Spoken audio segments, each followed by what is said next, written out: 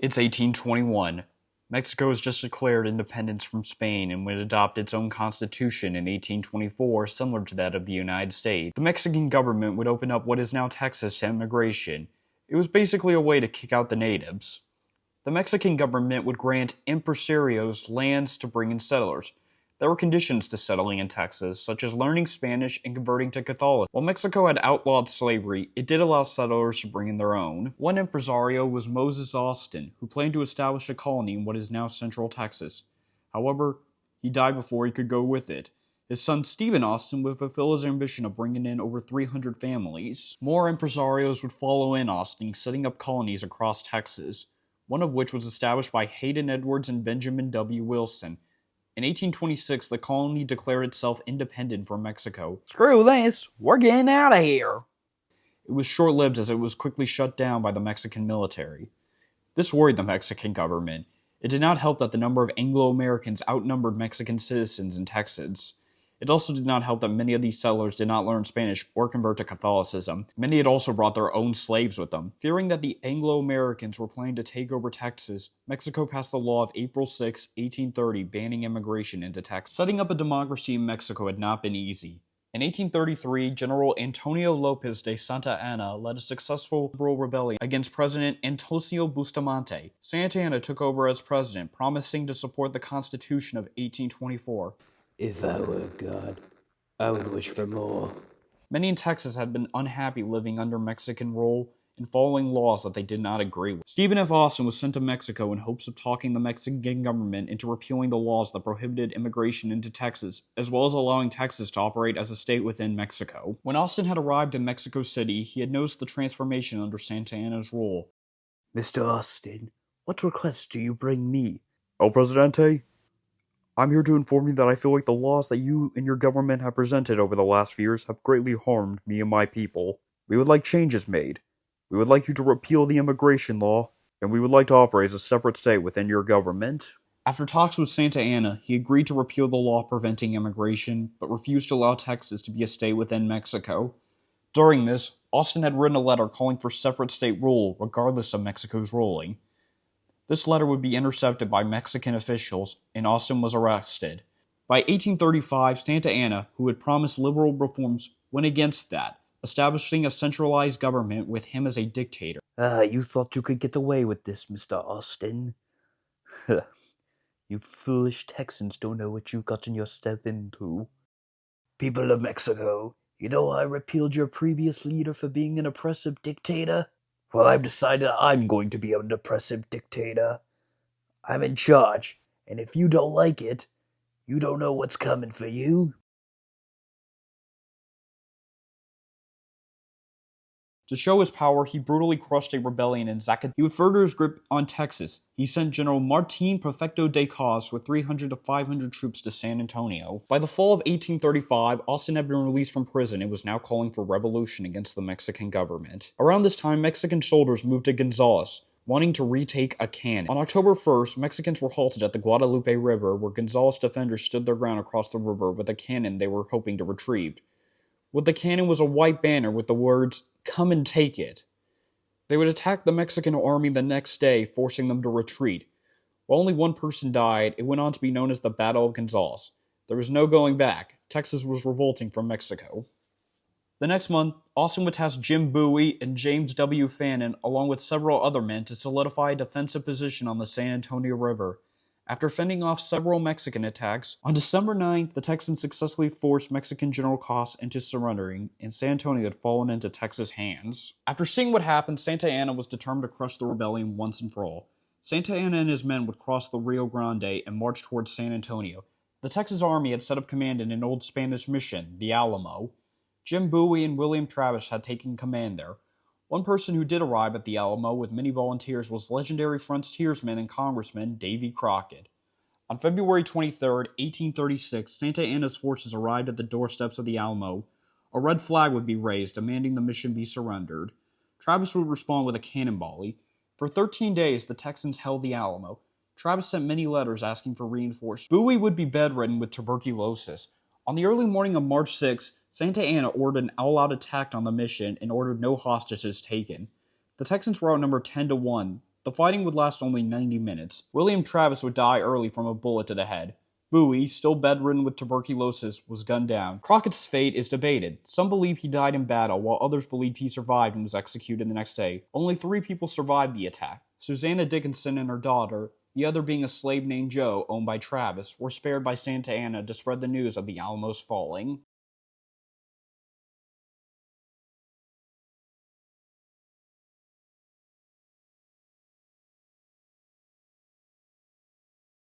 On March 2, 1836, at Washington on the Brazos, that decision was decided. Texas had declared independence from Mexico, and a constitution was adopted, setting forth the Republic of Texas. It set up 3 branches of government and also guaranteed the protection of slavery. Sam Houston was named the new commander-in-chief. Houston was from Tennessee. In 1807, he ran away from home and lived with the Cherokee Native tribe.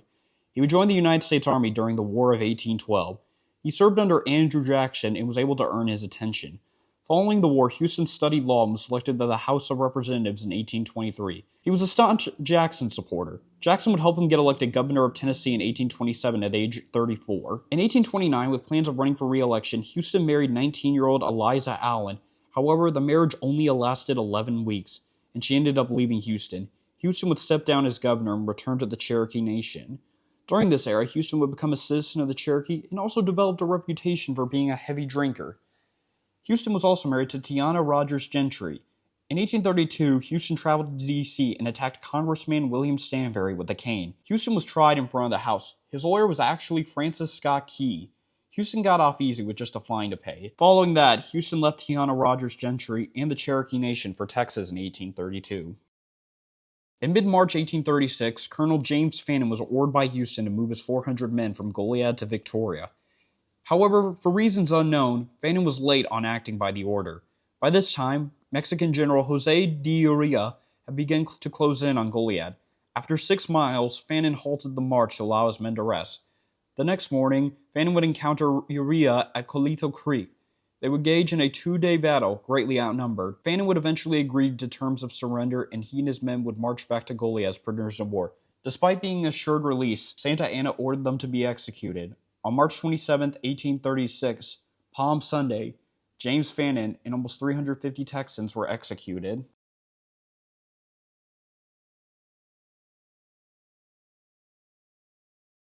With both the Alamo and Goliad, Santa Anna believed he had crushed the rebellion. He soon realized that victory would have to come against new Commander-in-Chief Sam Houston. El Presidente, I'm here to inform you that the Texans have elected a new commander. Sam Houston. Look at him. He's running away like a little coward. Once we defeat him, we will destroy this rebellion. I've found this written for you. Let me see it. Yippee-ki-yay. Mother. Houston knew he lacked the manpower compared to Mexico. Houston and his 900 men he assembled along were fleeing with many citizens to East Texas. Houston was simply waiting for the right time to strike at Santa Anna. Santa Anna, however, believed that he had Texas on the ropes and Houston was retreating from him. Are you actually gonna fight Santa Anna or are you just gonna run away? Trust me, I know what I'm doing. What are you trying to do? Run away and trick Santa Anna into thinking that you're scared into a point where you can catch him off guard and destroy him really? Oh! I see it. On April 20th, both sides reached Lynch's Ferry in San Jacinto. Instead of attacking, Santa Anna opted to wait for reinforcements. Typical Texans are all alike. There will be no riding until the sunset once I crush them tomorrow. Men, you may retreat back to your tents. The next day, April 21st, Santa Anna, believing the Texans were on the defensive, allowed his men to retire for an attack the next day. Houston, who had been criticized for retreating and not fighting, knew the time was right for striking. Houston ordered an attack on the Mexican camp with cries of "Remember the Alamo." Houston's attack caught the Mexicans off guard. El Presidente, General Houston is attacking us. What do you mean? They are attacking us right now. Oh my gosh! Houston's army of 900 completely overwhelmed Mexico's 1,300. Santa Anna would manage to escape. 630 Mexican soldiers were killed and 730 were captured, compared to only 9 Texans being killed. Crazy enough, the battle only lasted 18 minutes. Houston's plan had worked.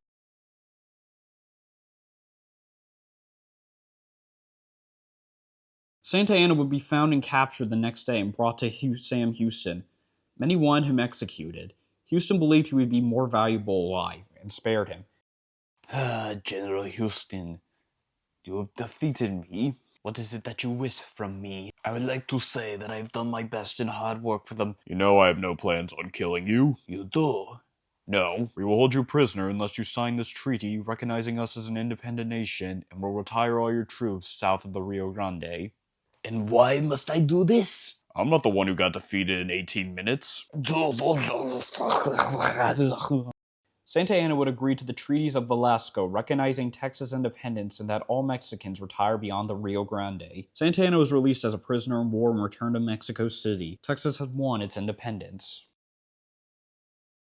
Now that Texas was independent from Mexico, what did they do now? Some wanted to join the United States, others wanted to continue as an independent nation. In September of 1836, Sam Houston was elected as first president of the Republic of Texas, beating out Stephen F. Austin. Houston would set up a cabinet similar to that of the United States, with Austin serving as his Secretary of State. However, in December of that year, Austin caught a severe cold and died from it at age 43. Go on to be known as the father of Texas for settling over 300 families. Houston supported annexation to the United States, but it was not as easy as you would think. Houston's old friend, Andrew Jackson, refused to support annexation out of fear of upsetting the balance between free and slave states. However, he did recognize the Republic of Texas as an independent nation. In late 1836, the city of Houston was founded and named in his honor. Because of his ties with the Cherokee Nation, Houston was supportive of many Native American causes, which did not go over well with some. The Texas Constitution prevented presidents from serving 2 consecutive terms, and Houston's term came to an end in December of 1838. Marabou B. Lamar succeeded Houston as second president of the Republic of Texas. Alright, step 1 on the list. Undo everything Sam Houston did. Annexation? Overrated. Native American rights? Screw them. Making Texas bigger? Buckle up, baby. Lamar was, however, opposed to annexation. He thought Texas could expand as far as the Pacific Ocean. Lamar also opposed many of Houston's Native American policies. Lamar also sent an expedition to Santa Fe to conquer it. It went against the Texas Congress. It turned out to be a failure, as those who ventured were arrested and marched back to Mexico City. Despite that, Lamar also established Austin as a permanent capital of Texas and established modern Texas education. Lamar would leave office in 1841, with Texas $7 million in debt, compared to only $1.4 million when he took office. Houston was elected to serve another term as president. He had opposed many of Lamar's actions. Alright, step 1. Undo everything Lamar did. God, what the heck was he thinking? The Santa Fe expedition had created tension with Mexico and led to 2 attempts of Mexico invading Texas in 1842 that would be successfully defeated by Texas. When Houston's term expired in 1844, he supported Anson Jones to succeed. Anson Jones would serve as the 4th president of Texas. As for annexation to the United States, it was still an issue within the United States government, as many worried adding Texas would lead to the expansion of slavery out west. John Tyler, the current U.S. president, supported annexation of Texas. In the 1844 U.S. presidential race, Democratic candidate James Polk supported the annexation of Texas and Manifest Destiny,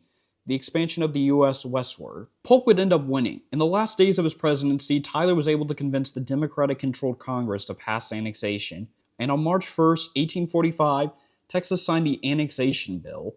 Polk would take over as president 3 days later, and with some revisions and ratifications to the original agreement, on December 29th, 1845, Texas joined the United States as the 28th state in the Union. Sam Houston and Thomas J. Russ were elected as the first senators in Texas history. James Pinckney Henderson took over as the first governor of the state. The addition of Texas would also lead to the United States entering a war with Mexico, in which the U.S. won. In the Treaty of Guadalupe Hidalgo, Mexico would cede 55% of its territory to the United States. It included present-day states such as California, Nevada, Utah, New Mexico, and parts of Arizona, Colorado, Oklahoma, Kansas, and Wyoming. In the Compromise of 1850, California would enter as a free state. Also in the Compromise, Texas would surrender its claim to present-day New Mexico in return for federal assumption. Manifest Destiny had been achieved as the U.S. had expanded all the way to the Pacific Ocean. In 1854, the United States would purchase land from Mexico that would help build a transcontinental railroad. In 1854, Democratic Senator Stephen Douglas had introduced the Kansas-Nebraska Act. It basically allowed citizens to vote on whether or not to outlaw slavery in those areas. despite being above the Missouri Compromise. Despite being a Southern Democrat, Houston was outspoken against the act. Houston lost a ton of support, and it would lead to him leaving the Democratic Party. The Texas state legislature condemned his possession. Houston would even attempt to run for governor in 1857, but he was soundly defeated in what would be the only defeat of his entire political career. Houston opted not to run for re-election in the Senate, and his term expired in 1859. Houston opted to run for governor again this year, this time winning. However, by the time he'd become governor, the issue of slavery was an even bigger issue than before. When Abraham Lincoln, a member of the anti-slavery Republican Party, was elected, it became the last straw for many southern states. The states that would succeed would form the Confederate States of America. While many Texas politicians supported secession, Houston did not believe the South could defeat the North in a war, and it would lead to the destruction of the Southern economy. On February 1st, 1861, Texas voted to leave the Union. Houston, however, refused to swear an oath to the Confederacy. As governor of the state of Texas, I refuse to swear an oath to the Confederate States of America. Yeah, screw you. We're kicking you out. After all I've done for this state, I'm the whole reason we're part of the Union. Yeah, we don't care right now. We just want to leave the Union right now. Well then, so be it, I guess. My love for Texas outweighs the Union. By now, Texas lawmakers had had enough. On March 16th, Houston was removed as governor and was replaced with a pro-Confederate. President Lincoln offered Houston the use of federal troops to keep Texas in the Union, but Houston declined, not wanting any bloodshed. Now 68 years old, Houston opted to leave the public life. He and his wife Margaret Lee settled in Huntsville. His son Sam Jr. would join the Confederate Army, despite his father's wishes. He would be injured in the Battle of Shiloh. The Confederacy would surrender to the Union in 1865. Everything Houston had predicted would happen would. However, Houston never got to see Texas rejoin the Union. He died at his home in Huntsville on July 26, 1863, at the age of 70 from pneumonia. Houston had been through it all. He defeated Santa Anna in the Battle of San Jacinto, giving Texas its independence. As president of Texas, he advocated for joining the United States, which indeed happened. He got to be Texas's first voice in D.C. When he became governor, he did everything he could to keep Texas from succeeding. Interesting fact, Sam Houston is the only person to serve as governor of 2 different states. It's important to note that Houston was a slave owner. While that might be a deal breaker for some, Houston was against many laws that expanded slavery. He and his wife Margaret, according to the slaves, treated them well. They encouraged them to learn how to read and write. One of his slaves, Joshua, took his last name once becoming free and became a businessman and politician. According to legend, in 1863, before he died, he read the Emancipation Proclamation to his slaves and allowed them to be free. Houston was also a strong advocate for Native American rights. I'm not defending Houston being a slave owner, as I think it was a wrong and cruel system, but I do think it's important to acknowledge something like that before coming to judgment. I also do believe it's unfair to judge people over 100 years ago by our current values. Was Houston perfect? No. However, there is no denying that he is one of the most important people in Texas history. Stephen F. Austin is known as the father of Texas for bringing in many families to Texas. However, I think the real father of Texas is Sam Houston.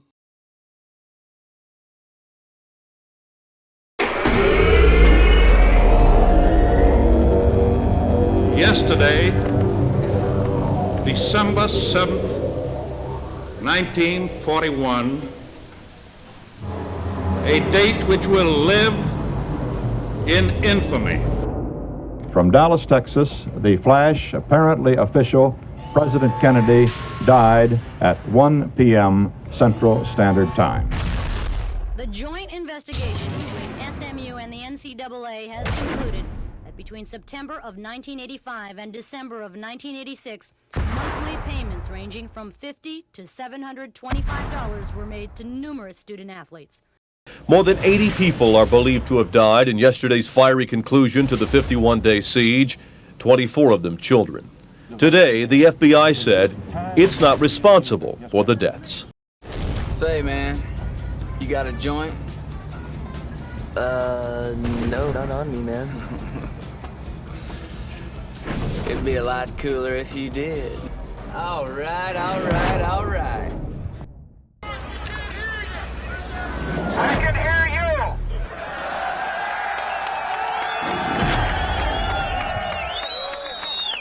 I can hear you! The rest of the world hears you! Texas would rejoin the Union in 1870. Texas has been ruled by 6 countries known as the Six Flags over Texas: Spain, France, Mexico, Republic of Texas, Confederate States of America, and the United States of America. Texas is currently the second largest state and the second most populated state. However, it's number 1 in independence and revolutions.